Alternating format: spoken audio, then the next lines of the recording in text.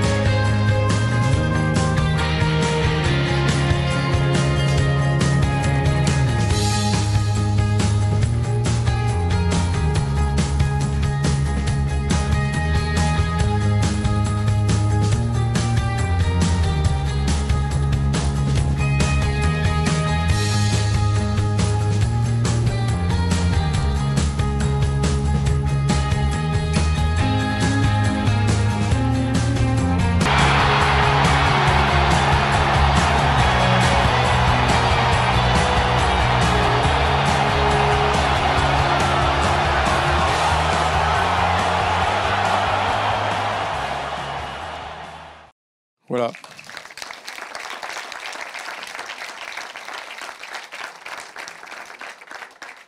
Donc, comme je disais, la présentation, depuis l'âge de 16 ans, donc où elle a commencé l'arbitrage, c'est la première à avoir quasiment fait toutes les compétitions et elle sera la première pour, on va dire, l'éternité. Aujourd'hui, Stéphanie est directrice de l'arbitrage de la Fédération française de football, féminin bien sûr, et elle arbitre en Ligue 1 depuis 2019, c'est-à-dire que c'est sa 6e saison. Voilà. Et donc, je vous propose peut-être, Stéphanie, de te présenter plus en détail et d'exposer un peu éventuellement les difficultés que tu as rencontrées en étant bien évidemment la première femme à arbitrer à ce niveau-là. Bonjour à tous. Donc, désolé, comme Patrick l'a énoncé, voilà, je suis en Italie aujourd'hui. J'aurais bien aimé être parmi vous pour partager un peu mon expérience. Des difficultés, forcément, quand on est une femme dans un milieu de garçons, il y en a peut-être eu. Certains diront que j'ai bénéficié un peu d'une discrimination positive, d'autres d'une discrimination négative. Après, peut-être qu'au final, le juste milieu était là. Donc, quand on parle de discrimination négative, c'est-à-dire que d'en faire plus quand on est une femme dans un milieu d'hommes, ce qui peut être aussi le cas dans votre activité. Et bah, des fois, de dire qu'une discrimination, elle est aussi positive. C'est-à-dire que si je suis arrivée au haut niveau, c'est aussi parce que j'étais une femme et qu'il fallait une femme. Donc voilà, on a le double discours. Moi, j'ai toujours voulu qu'on s'attache plutôt à mes compétences. Euh, et l'importance, le plus important pour moi, c'est vraiment de donner la chance à une femme ou un homme pouvoir montrer qu'il a des compétences et pas forcément de suite de le juger par rapport à un genre, ce qui peut être parfois compliqué dans certains métiers ou dans certaines activités. Donc voilà un petit peu comment je peux démarrer un peu la discussion, mais l'objectif, c'est que ce soit plutôt un échange avec vous par rapport à vos difficultés ou vos appréhensions par rapport à prendre des responsabilités, décider rapidement et assumer des décisions. Parce que forcément, on est au cœur de décisions fortes, de décisions impactantes, euh, et de les assumer. Les assumer avec une pression qui vient de l'environnement, nous plutôt le stade, une pression qui vient d'un point de vue médiatique, ça c'est plutôt l'après, et les pressions autour des enjeux économiques et financiers de la part des clubs.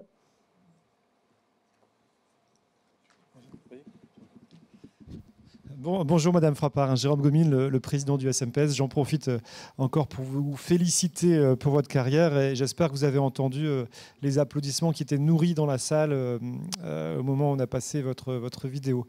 J'ai une première question sur l'angle managérial. Vous exercez au très très haut niveau, on l'a tous compris, y compris ceux qui s'intéressent moins au football. Comment vous vous préparez à manager des joueurs ou des joueuses de très très haut niveau, donc qui ont une très grande exigence, parfois aussi une très grande capacité à contester? Comment vous vous préparez à manager des hommes et des femmes sur le terrain? Est-ce qu'il y a une préparation particulière de long cours ou juste avant un match? Merci. Oui, il y a une préparation déjà qui vient d'un bagage plutôt technique. J'allais dire, c'est l'excellente connaissance du milieu dans lequel on évolue. C'est-à-dire, nous, ce serait des connaissances à la fois techniques, des connaissances tactiques des équipes, de la connaissance des joueurs et des individus qu'on a en face de nous. Donc ça, c'est important et je pense que voilà, ça peut se transférer sur vos métiers ou vos activités. C'est-à-dire que déjà, si vous avez une parfaite connaissance de l'environnement, du milieu, des règles qui sont assujetties à ça, forcément, vous êtes dans un confort. C'est-à-dire qu'il y a une grosse préparation en amont technique. Ça, voilà, on l'acquiert au fur et à mesure de nos expériences. Un gros travail de vidéo, c'est-à-dire bah, voilà, de regarder beaucoup de matchs de toutes les équipes, voilà, sur tous les paramètres à la fois techniques. Et après, une grande connaissance de l'approche tactique des équipes. Et on peut aussi se faire accompagner sur la partie technique, c'est-à-dire voilà, en fonction des qualités d'une équipe par rapport à une autre. Voilà, ce soir, on arbitre une équipe italienne contre une équipe anglaise. C'est pas du tout le même style de jeu, c'est pas du tout les mêmes émotions sur le terrain en fonction des équipes. Donc voilà, donc ça c'est la première partie. Et après, sur le management des joueurs, il y a une donnée qui est importante, c'est celle de comprendre la caractéristique du joueur. Il y a des joueurs qui sont plus dans l'émotion, donc ça c'est important. Des joueurs qui sont plus dans la retenue, mais qui peuvent facilement, si le match ne passe pas dans le sens qu'ils vont, bah, de suite changer complètement de comportement. Donc voilà, il faut au fil du temps s'adapter aux interactions et avoir une posture à la fois ferme, parce qu'on est aussi là pour manager, et pour faire appliquer des règles, mais aussi dans l'esprit de continuer une rencontre. Donc voilà. Donc des fois, il va falloir prendre des décisions qui sont fortes, les assumer à l'instant T. Et des fois, il va falloir aussi, de temps en temps, jouer un peu de malice, jouer un peu euh, de bon sens pour contourner un conflit ou ne pas aller au clash pour éviter de se retrouver en difficulté. Merci Stéphanie. Aujourd'hui, le congrès est tourné sur la gestion des situations de violence et de conflit. On peut faire un peu la différence entre arbitre et cadre de direction, parce que finalement, un arbitre, c'est un directeur de jeu. Il est souvent dans un environnement hostile, comme parfois le directeur ou le cadre de santé. Ces décisions sont souvent ou parfois contestées quand on est arbitre, ce qui arrive aussi dans d'autres milieux professionnels. Et puis, je pense qu'entre cadre et arbitre de haut niveau, je trouve que le sujet, l'exemple qui vraiment nous qualifie bien, c'est qu'il y a un besoin de remise en cause dans les deux métiers. Et pour être à ce niveau-là et arbitrer ces rencontres-là, la première qualité, c'est la remise en cause systématique après un match et surtout même quand le match a été réussi. Et je pense que c'est aussi notre devoir en tant que cadre de direction ou cadre de santé de se remettre en cause systématiquement après avoir conduit un projet ou une décision. Donc Stéphanie, est-ce que tu peux peut-être comment revenir sur un peu la contestation et puis la gestion de la contestation qui est sur le terrain souvent à la fois compliquée avec les acteurs, compliquée avec les bancs de touche ou compliquée aussi avec l'environnement dans des stades qui sont relativement hostiles? Sur la partie contestation ou sur la partie management d'une équipe, je pense qu'il faut, réussir à faire abstraction de ses émotions. Parce que la plus grosse difficulté, c'est de décider avec des émotions ou de gérer un conflit via des émotions. Parce que si on rentre dans un conflit avec un joueur qui a plutôt, j'allais dire, une émotion forte sur un match, il n'est pas content d'une décision, plus on rentrera dans le même rapport de force euh, que le joueur, plus le combat il est perdu d'avance. C'est-à-dire qu'il faut inverser la tendance dans le conflit. Un joueur qui est énervé, qui est excité, le plus facile pour le faire redescendre, voilà, c'est d'essayer d'avoir un comportement serein, d'être très calme et de faire redescendre la tension, soit en parlant doucement, soit en ayant une technique ou une approche qui puisse permettre de le calmer avant de discuter. Parce que la problématique qu'on a, c'est que souvent on est en conflit par rapport à une décision, par rapport à une frustration d'un joueur. Et donc ça augmente le niveau de difficulté parce que si on va au clash et si nous aussi on est en train de plutôt crier ou s'énerver, etc., personne ne va gagner. Euh, Nous, on gagnera parce qu'à la fin, on va passer à l'avertissement ou à l'exclusion, mais au final, le conflit sera perdu. Donc ça, c'est une première technique euh, par rapport à la gestion de conflit. La deuxième, c'est de rester sur des faits. Et peut-être dans vos métiers, c'est peut-être ça, c'est de ne pas laisser les émotions rentrer dans une décision. Parce que si on met de l'émotion, derrière, on créera du jugement, de l'injustice. Et donc l'objectif, c'est vraiment de rester sur des faits pour éviter ce sentiment d'injustice ou d'incompréhension de la part soit d'un joueur, soit sur un banc de touche, etc. Après, il y a des techniques. Alors, c'est pas forcément les cartons, mais le regard, euh, l'approche, votre langage corporel facilement atténuer un conflit, que ce soit quelqu'un qui est à distance ou proche de vous. Et la dernière technique qu'on a aussi, alors c'est pas forcément la fuite, mais c'est le dézonage qui permet euh, pas sur le moment T, de gérer un conflit, mais plutôt de le gérer a posteriori quand le joueur il a un peu repris un peu ses esprits. Merci. Jérôme? Oui, j'aurais une question aussi par rapport au déroulé de votre carrière, en sortant sur un peu du thème conflit et tension, mais qui peut nous intéresser en termes de management. D'autres personnes souhaitent exercer au plus haut niveau comme vous, être arbitre au plus haut niveau comme vous, et y compris des femmes, y compris des hommes. Ma question est donc, qu'est-ce qui a fait la différence? Pourquoi vous? Pourquoi vous? Qu'est-ce qui fait que vous avez réussi selon vous? La différence au haut niveau, c'est déjà, il faut avoir un peu de, je ne vais pas dire de talent, mais il faut déjà avoir une. Comme il y a 2 millions de joueurs et il n'y en a pas 2 millions qui arrivent au haut niveau.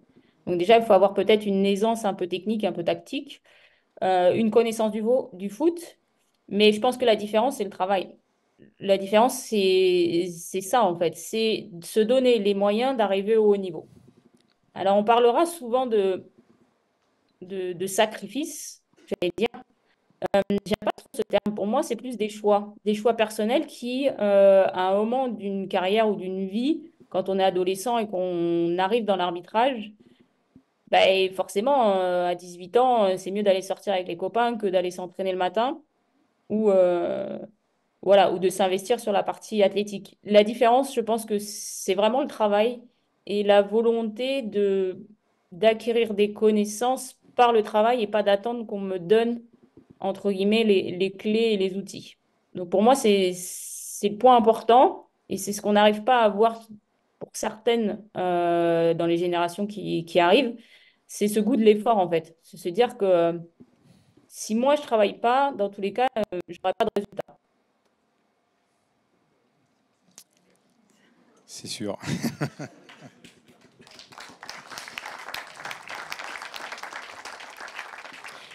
Stéphanie, tout le monde connaît tes compétences, tout le monde connaît à la fois tes compétences techniques et compétences athlétiques. Néanmoins, tu es arrivé dans le groupe il y a 6 ans des arbitres de Ligue 1. Est-ce que tu peux aussi nous parler de l'adversité, la jalousie dans le groupe? Parce qu'une femme autour de 19 garçons, ça n'a pas toujours été facile, surtout quand au bout de la 3e saison, elle est numéro 3 française. Donc, est-ce que tu peux aussi nous parler de ça? Parce que je pense que les collègues, notamment féminins, qui sont dans les équipes de direction où il y a peut-être plus d'hommes que de femmes, peuvent aussi rencontrer ces difficultés-là. Notamment quand elles prennent le poste de Oui, alors, DGA. Ou... désolé. La difficulté réside dans le fait de s'intégrer dans un groupe. S'intégrer dans un groupe, même si vous arrivez au plus haut niveau, la difficulté, voilà, c'est d'être reconnu par ses compétences et forcément, la chance que j'ai eue, alors je ne sais pas si c'est une chance, c'est que je suis arrivée en Ligue 1 par la Supercoupe qui est arrivée de nulle part et ce qui a permis d'asseoir une certaine notoriété et des compétences.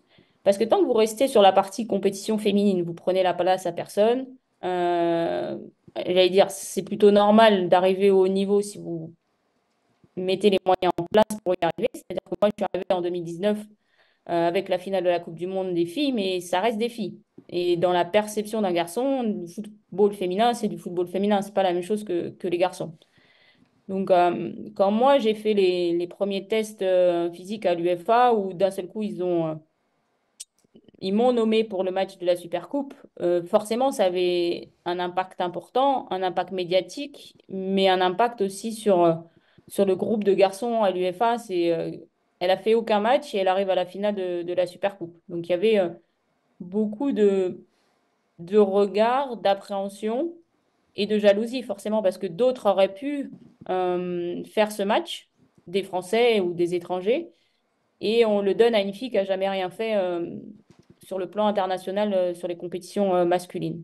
Donc d'un côté, c'était plutôt une défiance vis-à-vis du corps arbitral masculin.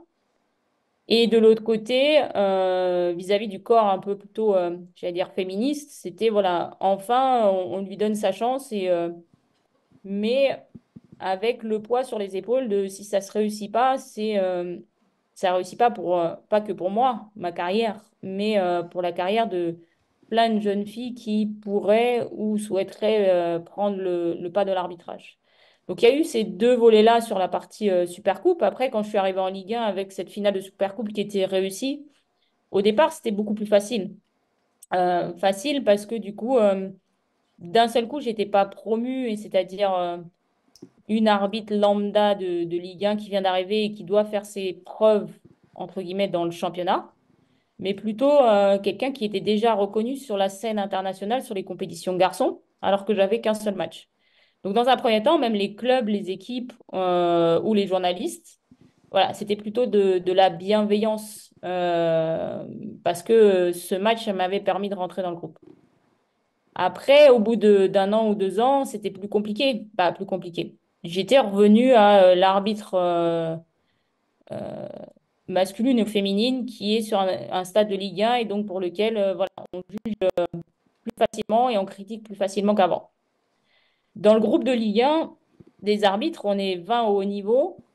Forcément, il y a des enjeux importants parce qu'à la saison, il y en a qui descendent. Après, le classement, je pense que ça peut toucher, entre guillemets, l'ego des garçons. Mais le plus important pour eux, c'est les matchs que vous prenez et les désignations au fur et à mesure qui étaient de plus en plus importantes avec des matchs de haut niveau. Donc, j'allais dire, tout le monde est content hein, quand vous êtes dans le groupe. Personne va vous dire non, t'as pas ta place, etc. Mais au fur et à mesure des désignations, quand vous êtes désigné pour la finale de la Coupe de France, au bout de 3 ans de Ligue 1, forcément, ça crée des jalousies, ça crée des difficultés. Et moi, on m'a dit, bah, oui, mais tu piques nos matchs, en fait. Intrinsèquement, c'était, voilà, normalement, moi, j'aurais dû l'avoir. Donc voilà, c'est toute cette difficulté-là où il faut arriver à garder sa bulle, sa bulle à soi, pas regarder ce qui se passe autour de vous, et surtout plutôt être se raccrocher à de la technique et je dirais au débriefing de la fédération et pas forcément des collègues qu'il y a autour de vous. Et alors justement, il restait dans sa bulle, des attaques, tu en as eu beaucoup, souvent médiatiques, quelquefois dans le groupe par la jalousie, on l'évoquait. Comment tu fais pour conserver ton libre arbitre, pour conserver ta personnalité, pour conserver ta force mentale sur les terrains? Parce que moi qui te connais depuis l'âge de 16 ans, je sais pertinemment que plus tu es attaqué, plus tu es forte. Oui, c'est un peu ça. Alors, j'ai rapidement compris un peu le système et l'environnement dans lequel j'étais, parce que quand on est arbitre, on sait très bien qu'on n'est pas les premiers à être applaudis à la fin d'une rencontre. Je pense que Je en confirme. étant de la Ligue de Paris où les rencontres sont assez compliquées à la base, forcément, et dès le départ, quand j'ai démarré en région, personne ne voulait que j'arbitre en DH, donc Forcément. forcément, ça forge aussi dès le départ un caractère. Après, j'ai rapidement séparé les choses, c'est-à-dire de prendre vraiment de la hauteur par rapport aux médias et de vraiment me séparer complètement des médias, et c'est-à-dire de ne pas lire, de ne pas avoir de réseau.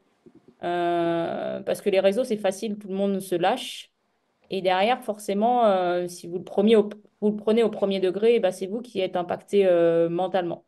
Donc ça, c'est une chose qui est importante, c'est que les gens face à vous, moi, quand je les rencontre dans la rue, ils sont toujours bienveillants. Par contre, je pense que c'est aussi les mêmes dans un stade ou sur les réseaux qui ont un comportement complètement différent euh, vis-à-vis de moi. Donc, quand vous avez compris ça, l'objectif, c'est de vraiment faire la part des choses. Les journaux, je vais en lire, mais je sais aussi très bien que l'objectif, c'est de vendre du papier. Donc, si on peut parler en mal de certains, que ce soit des joueurs, des arbitres ou des entraîneurs, c'est plus facile que de parler vraiment de la qualité de la rencontre ou la qualité d'une équipe et pas aller en... C'est plus facile de taper sur un arbitre que de taper sur l'équipe en entier ou un club parce que derrière nous, je ne vais pas dire on peut pas répondre, mais c'est plus compliqué de répondre, de se justifier par rapport à une décision vis-à-vis d'un environnement comme le foot. Donc, pour moi, le plus important, voilà, c'est vraiment de rester très à l'écart des réseaux, des journalistes et de ce qui se passe autour, mais vraiment de s'attacher à la partie technique, alors peut-être dans vos métiers, c'est-à-dire la décision, les faits qui feront que derrière, la décision que vous avez prise, elle est cohérente par rapport aux attentes de votre direction ou du milieu dans lequel vous êtes. Depuis quelques années, l'AVAR a fait son apparition en Ligue 1.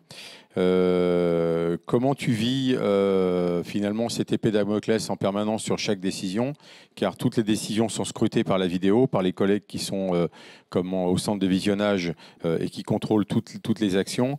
Et comment tu gères cette pression mentale sur chaque action, sachant que tu peux être corrigé à la moindre erreur. bien évidemment qui rentre dans les 5 critères de l'exclusion, du penalty, du but marqué, etc. Mais comment mentalement tu le vis, sachant que tu es en train de travailler, mais quelqu'un est en train de t'observer.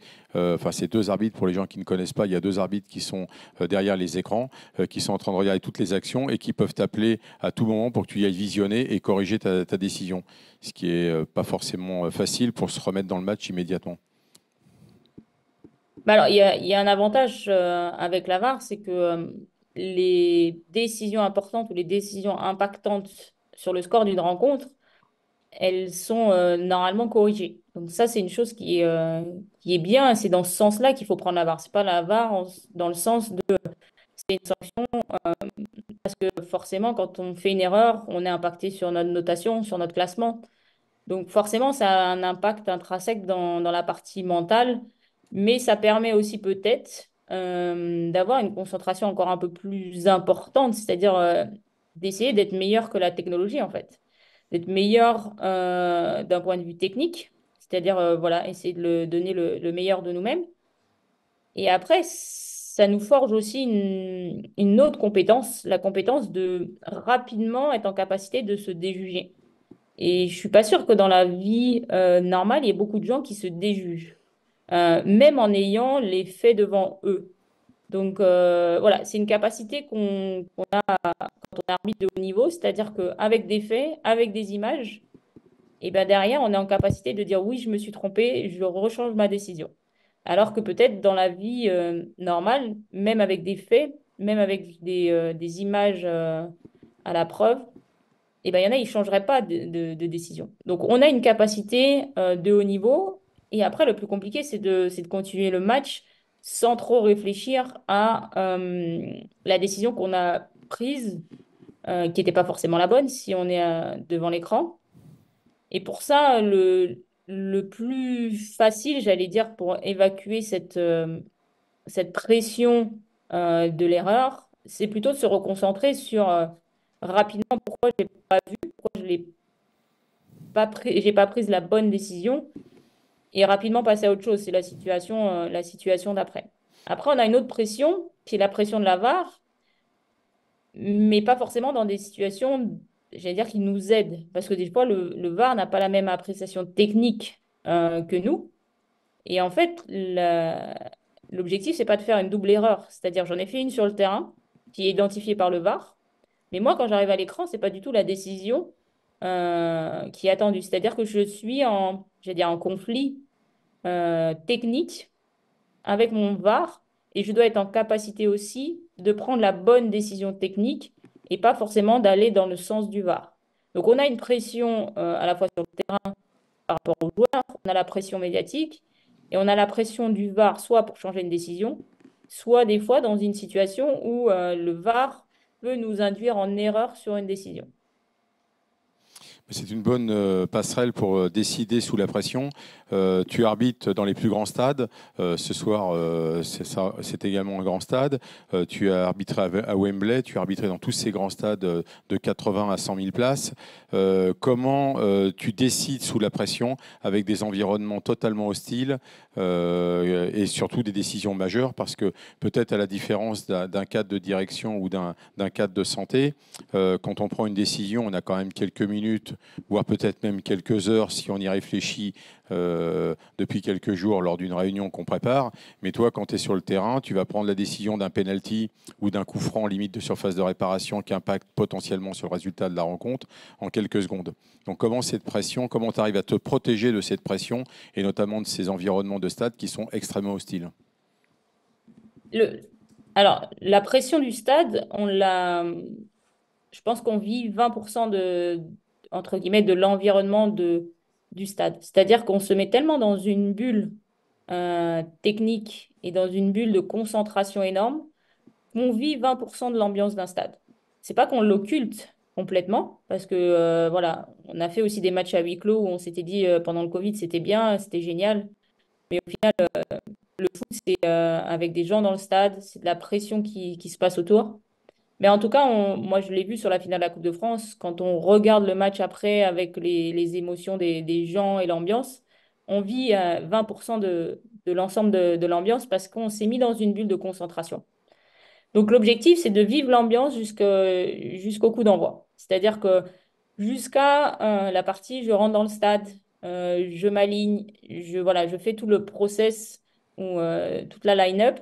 Là, vous pouvez, entre guillemets, vivre les émotions que vous souhaitez vivre. Après, une fois que vous avez donné le premier coup de sifflet, les émotions, il faut les mettre de côté. Et les mettre de côté, le plus facile, c'est concentrer sur la partie technique parce que vous avez vu au niveau, ça va vite, c'est compliqué, il faut décider en une seconde, des fois avec forcément, pas forcément l'ensemble des éléments. Voilà, on a avec l'expérience bah, un feeling. Et des fois, un feeling vous fait prendre la bonne décision et un feeling vous fait prendre la mauvaise décision. Après, il y a des ambiances dans les stades aussi qui vous le galvanisent aussi. Parce que ne pas siffler, d'avoir raison et d'avoir le stade à dos, ça peut permettre de vous reconcentrer encore un peu plus en disant, bah oui, j'ai pris la bonne décision et la prochaine, je la reprendrai de la même manière. Donc voilà, ça peut être galvanisant, mais ça peut être aussi destructeur si vous n'arrivez pas à le gérer. Oui, une question à double tiroir. En tant que femme arbitre, est-ce qu'il vous est arrivé de sentir une discrimination du fait de votre condition féminine par des joueurs masculins? Si oui, comment réagissiez-vous? Parce que c'est quelque chose que peuvent connaître malheureusement nos collègues dans le système de santé. Et je suis curieux aussi de savoir si, d'ailleurs, après, il y a aussi une reprise des joueurs concernés par les institutions. J'ai une question un peu plus large. Et le deuxième tiroir, qui fait aussi miroir à nos métiers dans le domaine de la santé. Est-ce qu'il vous est déjà arrivé aussi dans votre carrière, d'ailleurs au démarrage amateur ou maintenant au niveau mondial, d'avoir une remise en cause de vos compétences arbitrales par des joueurs au prétexte que vous n'êtes pas joueuse, mais arbitre? De la même façon que nous, il nous arrive dans nos métiers, pour que vous compreniez ma question, il nous arrive dans nos métiers qu'on nous dise, écoutez, vous êtes infirmier, vous n'êtes pas médecin, vous ne comprenez rien. Enfin, on ne nous le dit pas comme ça, mais on nous le fait comprendre. Vous êtes directeur, vous ne savez pas de quoi vous parlez. Oh ben, et vous auriez été bon, vous seriez devenu médecin. Voilà. Bon, bref. Donc, je reformule mes deux questions. Est-ce que vous avez senti ces discriminations envers votre condition féminine? Comment avez-vous réagi et comment c'est repris derrière par l'institution? Et est-ce que vous avez senti des discriminations sur le fait que vous n'êtes pas joueuse, mais arbitre? Et comment vous réagissiez, s'il vous plaît? Alors, sur la partie discrimination, on va dire, de genre, j'avais déjà eu. Alors, quand j'ai démarré, une fois, je suis arrivée dans un stade, on m'a dit, vous êtes qui? J'ai dit, je suis l'arbitre. Et là, on veut dire, on ne peut pas faire pire qu'une femme. Donc, ça, c'était à bas niveau de ce côté-là, de quelqu'un dans un vestiaire que l'on croise. Alors, je ne sais plus si c'était le gardien du stade ou un dirigeant.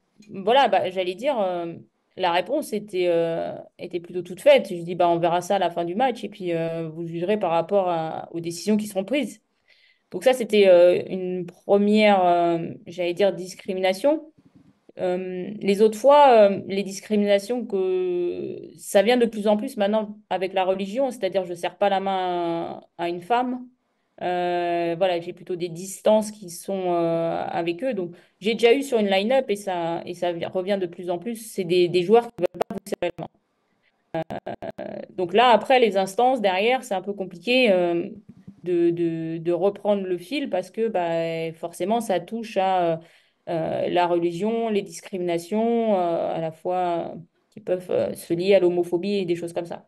Donc ça, c'était les premières discriminations. Après, sur le terrain, j'ai pas eu trop subi de discrimination, à part on vous appelle madame ou monsieur, donc la réponse était plutôt facile, je ressemble à quoi, et puis ça détendait l'atmosphère.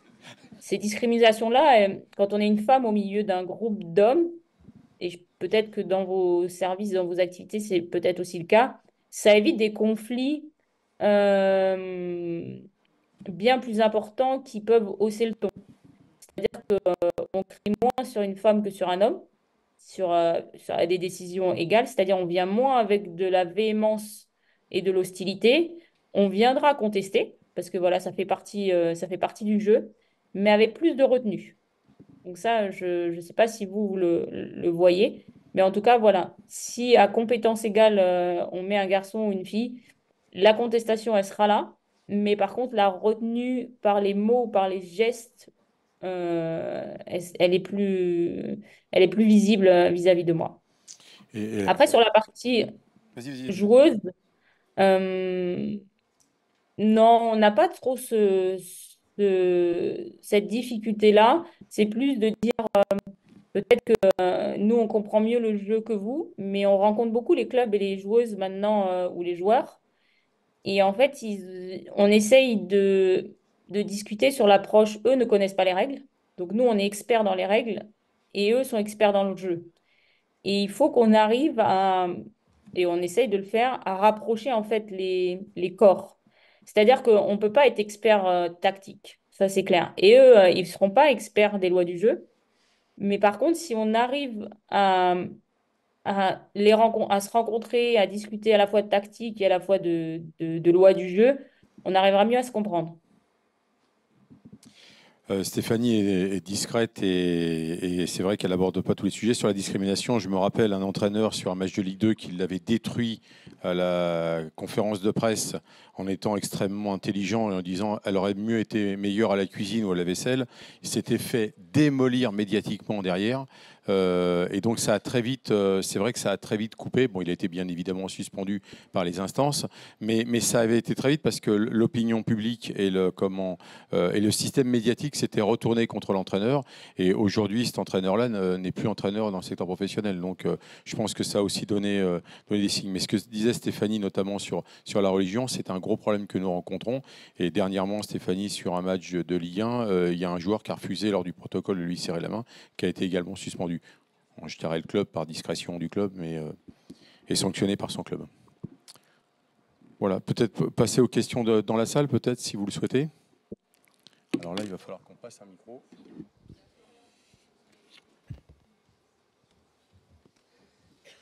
Le plus loin possible.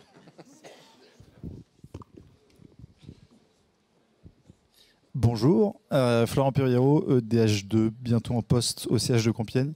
J'ai une question. Il y avait un petit peu des critiques il y a quelques années sur l'arbitrage français. Notamment, il y avait un peu l'exemple de Tony Chaperon qui était un peu accusé de ce qu'on pourrait appeler un arbitre cow-boy, qu'on trouve d'ailleurs dans nos hôpitaux aussi. On peut appeler des chirurgiens des cow-boys. On va dire, pour caricaturer, c'est un cow-boy, c'est un management très vertical où il n'y a pas du tout de discussion, des négociations, d'explications auprès des joueurs de terrain. Et cette critique-là, on l'a retrouvée notamment en comparaison avec les championnats voisins, championnat allemand, championnat anglais. Et il y avait une critique forte à ce moment-là, je m'en souviens, d'émissions assez virulentes sur l'arbitrage français, avec ce défaut justement de verticalité, de ne pas prendre le temps d'écouter les joueurs. Est-ce que vous pensez que ces dernières années, il y a eu un changement à ce niveau-là, ou vous ne partagez pas du tout ce constat et que ces critiques n'étaient pas forcément fondées? Comment vous voyez cet aspect changement de management chez les arbitres français? Je pense qu'il y a eu un changement de génération, donc je n'étais pas dans la génération un peu d'avant. Pourquoi? Parce que la partie médiatique est beaucoup plus importante maintenant. C'est-à-dire que ce qui était peut-être autorisé ou, j'allais dire, où certains arbitres s'autorisaient, entre guillemets, des, un management un peu plus autoritaire, n'est plus, entre guillemets, accepté ou acceptable à notre niveau avec toute la partie médiatique. On voit qu'il y a de plus en plus de caméras, on a les réseaux. Du coup, ce qui induit forcément des comportements différents. On a aussi la partie qui est sonorisation, c'est-à-dire que on est tous, entre guillemets, sous écoute, j'allais dire, avec la partie VAR. Et s'il faut ressortir des images, du son, forcément, on sait que sur cette partie-là, on sera attaqué. Donc, je pense qu'il y a de ce côté-là une évolution qui a été faite par rapport à plus de médiatisation et en même temps plus en lien avec les nouvelles générations. Auparavant, Patrick peut-être pourra le dire, on pouvait, entre guillemets, s'engueuler sur un terrain et la semaine d'après être des amis ou dans la seconde d'après. Mais c'est parce que c'était plutôt, j'allais dire, réciproque. C'est-à-dire que il y avait un joueur qui vous parlait ou qui vous rentrait en conflit avec vous, mais il acceptait que derrière, il y ait du répondant. À l'heure actuelle, c'est plus possible en fait.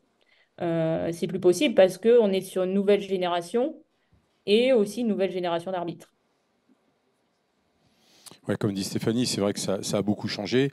Moi, par exemple, j'ai arrêté en 2006. En 2006, on avait le micro-oreillette, mais ce n'était pas enregistré. Il n'y avait pas la VAR. Il est vrai qu'un joueur qui venait nous chatouiller, on s'adaptait au fonctionnement du joueur et au niveau du joueur qui nous parlait. Et que c'est vrai que c'était beaucoup plus facile d'envoyer pondre poliment, mais sèchement un joueur. Qu'aujourd'hui, c'est strictement impossible. Ils ont le système, ça repasse dans les médias. Imaginez que Stéphanie dise à un joueur bon, allez, dégage. Rien que de dire dégage, vous êtes tranquille. Édition spéciale dans l'équipe. Hein. Parce que les meilleurs arbitres, mais c'est un peu le système français, c'est qu'il faut toujours casser et cracher sur le système français qui fonctionne. On a toujours entendu dire l'arbitrage français est moins bon que les autres. Ouais, c'est certainement vrai. Cette année, on a fait le match d'ouverture de l'Euro et on a fait la finale de l'Euro. Bon, pour un système qui marche pas mal, je trouve que. C'est bien.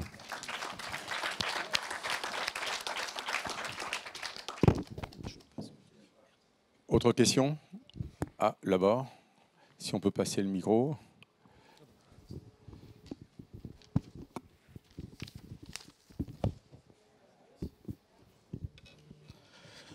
Oui, bonjour. Aurélien Vautard, directeur adjoint à l'hôpital Charles Perrin à Bordeaux, secrétaire régional Nouvelle-Aquitaine du SMPS. Déjà, comme l'a dit Jérôme, bravo pour ce parcours exemplaire. On mesure à quel point ça a pu être difficile, comme ça l'a été parfois aussi pour les femmes qui ont pris des responsabilités dans nos hôpitaux. Moi, j'avais une question. On a parlé de la violence des réseaux sociaux pour les arbitres nationaux, internationaux. Il y a aussi le gros des arbitres qui sont toujours bénévoles, qui sont au quotidien dans les ligues régionales ou dans les districts. Enfin, pour avoir été ancien joueur, j'ai pu voir aussi de la violence verbale, voire physique. Il y a eu un mouvement important il y a quelques années, je crois que c'était la Ligue Rhône-Alpes qui avait agi de façon très forte sur les violences sur les arbitres et qui suspendait quasiment à vie les joueurs ou les personnes autour du terrain. Cette violence ordinaire, on la connaît aussi à l'hôpital. La question, c'est est-ce qu'aujourd'hui, vous arrivez au niveau de la FFF à la gérer suffisamment, à protéger suffisamment les arbitres et quelles idées vous avez eues pour le faire au quotidien? Et puis une petite requête, si Stéphanie Frappard peut récupérer le maillot de Mohamed Salah ce soir, je laisserai volontiers mes coordonnées personnelles pour que vous puissiez me l'envoyer. Merci beaucoup. Tu veux que je réponde, Stéphanie, pour la fédération? Vas-y, réponds sur une partie, oui. Donc, bon, il est vrai qu'aujourd'hui, Stéphanie vous présente sa carrière et que depuis l'âge de 23-24 ans, Stéphanie officie au niveau de la fédération. Et donc, il est bien clair que quand vous arbitrez des championnats nationaux ou des championnats internationaux, c'est ultra facile en ce qui concerne la protection de l'environnement. Ce qui fait la différence avec un arbitre ou un autre sport, c'est qu'un arbitre commence de toute manière tout en bas dans les premières divisions. C'est-à-dire que Stéphanie a commencé en district comme arbitre de district. Moi-même, à l'époque, j'ai commencé dans mon district comme arbitre départemental. Donc, ces difficultés de violence, on l'a connu. Elles n'étaient pas aussi développées qu'aujourd'hui. Aujourd'hui, c'est comme l'évolution de la société. On tue des policiers. Un jour, on tirera sur un arbitre. Il ne faut pas rêver. Hein. Donc, c'est une évolution qui est très difficile. Donc, il est vrai que la Ligue du Rhône-Alpes a pris des sanctions très dures et continue à prendre ces sanctions. C'est-à-dire qu'un joueur qui frappe un arbitre est radié à vie avec extension à toutes les fédérations. C'est-à-dire qu'il ne peut plus reprendre une licence dans n'importe quelle fédération. Il ne peut même pas aller faire du tir à l'arc. J'ai rien contre les gens qui font du tir à l'arc. Mais aujourd'hui, globalement, on a 50% des ligues qui ont pris ces mêmes décisions parce que il est vrai qu'on a quand même de la difficulté à avoir des arbitres dans les petits niveaux, dans les niveaux district et ligue, même si en ligue c'est un peu plus simple, mais régional. Mais c'est une vraie difficulté de recrutement. Donc, c'est exactement pareil que avoir des infirmières aux urgences sur ce qu'on évoquait, sur la difficulté des urgences et de la violence aux urgences. On trouve un peu les mêmes paramètres qu'on évoquait tout à l'heure. Tu veux compléter, Stéphanie, sur... Oui, après, moi, je le dis souvent, c'est plus dur à bas niveau qu'à haut niveau. C'est des difficultés qui sont complètement différentes. C'est-à-dire, nous, c'est la pression médiatique, la pression financière, et eux, c'est presque pour certains la survie, entre guillemets, quand je vais sur un terrain de foot. Après, nous, on essaye aussi de jouer un rôle au plus haut niveau, c'est d'essayer, voilà, quand il y a eu des agressions, des violences, c'est de jouer notre rôle aussi d'arbitre de haut niveau, c'est voilà, de les appeler, de les reconforter, parce que on perd beaucoup d'arbitres. On en recrute beaucoup, mais on en perd beaucoup.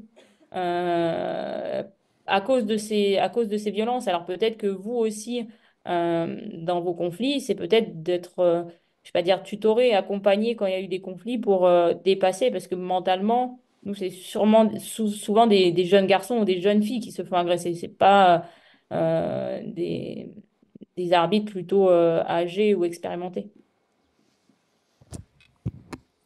J'ai une question complémentaire. Merci encore pour toutes vos réponses. C'est passionnant. Pourquoi, selon vous, arbitre international, c'est le plus beau métier du monde? Parce que quand même, depuis tout à l'heure, on se dit que c'est un métier à tension, c'est un métier à conflit, c'est un métier exigeant. Vous avez dû énormément vous investir. Bravo, bravo, bravo. Mais pourquoi ce métier vous plaît? Ce métier, à la base, le foot, c'est de la passion, en fait. Moi, je suis d'abord passionnée de foot. J'ai joué. J'aurais pu arriver à un niveau plutôt acceptable, c'est-à-dire à l'époque, mais le foot féminin était très peu développé. Ça permet à la fois d'acquérir des compétences. T'es plutôt une petite fille un peu timide, un peu réservée, et de se retrouver dans un stade avec plus de 80 000 personnes. C'était pas au départ ma vocation première. Après, au fur et à mesure de l'évolution, on acquiert des compétences et on dit souvent l'arbitrage, c'est une école de la vie. On grandit beaucoup plus vite. Parce que prendre des décisions, les assumer, c'est complètement différent. Et après, faire son métier, sa passion, c'est exceptionnel. Moi, je ne sais pas combien de pays j'ai fait dans le monde. J'ai vécu des grosses compétitions. Je pense qu'en jouant, je ne serais jamais arrivée à ce niveau-là. Et c'est ce qu'on fait passer aussi aux joueuses, aux jeunes joueuses. C'est-à-dire que on peut s'émanciper en étant joueuse à un certain niveau, mais on peut s'émanciper aussi en étant arbitre ou en étant entraîneur dans des grosses compétitions. Donc, moi, je prends plaisir à aller sur les terrains, même si gérer des conflits, ça fait partie. Mais prendre des décisions, être au cœur du jeu et voilà, évoluer dans des stades voilà, de haut niveau, c'est exceptionnel. Bravo. Très bien. Bravo. C'est bon. Merci beaucoup Stéphanie Frappart pour ce témoignage. Parce que tu as un gros match ce soir, donc on ne va pas prendre trop de ton temps, on va te laisser te préparer aussi. Donne bien le bonjour à Clément et à toute la team France qui est aujourd'hui en Italie. Et puis prépare-toi parce que toi la reprise c'est pour bientôt au milieu. Ouais. Donc on te souhaite toute la réussite et puis tu sais que j'attends que tu sois sur une très très grosse finale de garçons maintenant. Donc tu sais que je veille. Merci. Bravo voilà, merci beaucoup. Bravo, bravo. Merci à vous. Bravo. Au revoir. Bravo. Merci à Patrick, Patrick qui est donc membre du SMPS. Alors, je pense que tu l'as pas dit, que tu fais partie du Conseil national de l'arbitrage, toujours. Je suis vice-président de la commission des arbitres jusqu'au 31 décembre, car après 4 mandats, il sera bien temps de m'occuper à 100% des hôpitaux. En tout cas, merci infiniment Patrick pour ce que tu as fait pour le football et puis pour ce témoignage. Merci infiniment.